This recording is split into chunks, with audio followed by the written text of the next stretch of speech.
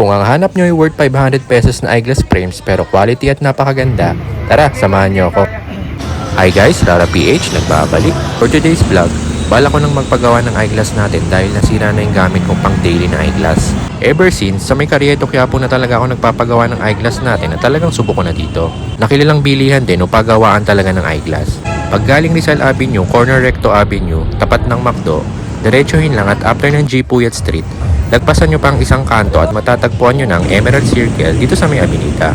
Bago makapasok sa loob mismo, meron na din nga palang mga optical clinic dito sa bungad. Tara, pasok na tayo sa loob. Dito makakabili guys ng worth 500 pesos na eyeglass frame na quality at talagang napakaganda din ng mga design at sobrang daming pwedeng pagpilian.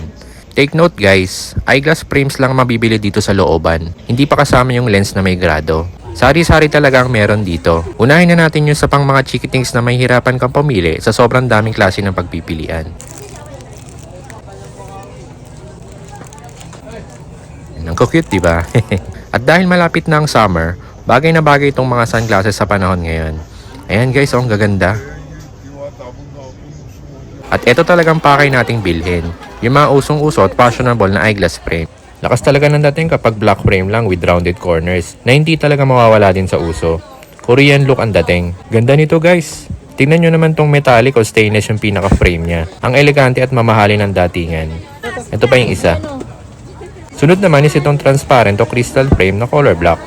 Ito naman sa mga gusto ng big frames. Madami din dito guys. Meron din dito yung mga thin frames lang. Di naman mawawala dito yung mga frameless glass lang para hindi ganong halata na naka-eyeglass ka. Meron naman din mga classic lang. Medyo makakapal ang frames at maliit lang din yung pinaka-lens ng mismong eyeglass. Ito guys, kakaiba yung pinaka-handle o arm ng eyeglass niya. Ayan. Sa pambabae naman ng mga frames, sobrang magaganda din at talagang mahihirapan kayo makadecide sa sobrang daming pagpipilian. Ito nga pala yung quality ng mga frames dito. Wala akong masabi dahil sobrang quality at magaganda talaga lahat.